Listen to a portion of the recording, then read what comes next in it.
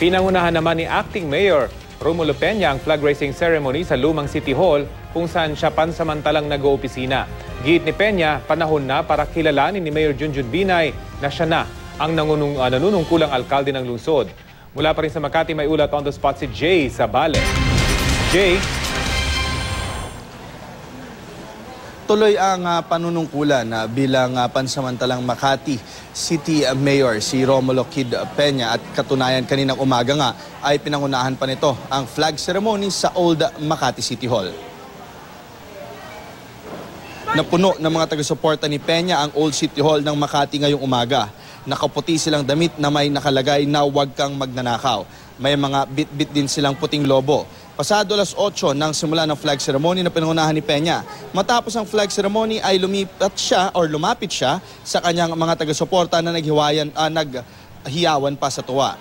Nakatakdang maglagay ng second in command ang pamunuan ni Peña para sa iba pang mga suspendidong opisyal ng Makati. Aayusin na raw nila ang payroll upang mapasweldo na ng maayos ang mga empleyado. Sa ngayon, kinikilala na raw ang pirma ni Peña sa mga dokumento maging ng Land Bank.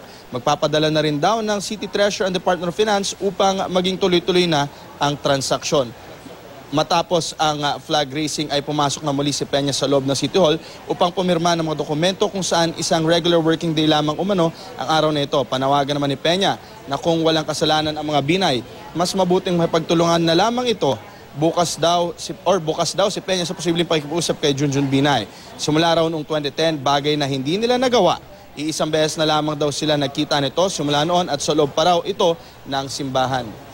At pinabulaanan nga kanina ni Peña yung mga bali-balita nga during the weekend na susugod daw sila sa bagong Makati City Hall nga matapos ang flag raising. Ang sabi niya wala siyang utos na ibinibigay na ganito at hindi nila gagawin ang naturang utos. At sinabi rin ito na pinag-uusapan at inaayos niya na rin ang listahan ng mga bagong department heads na kanya itatalaga para magtuloy-tuloy na nga rin daw ang transaksyon dito sa may Makati. At yan muna litas mula dito sa Makati City Hall. Balik si Rafi.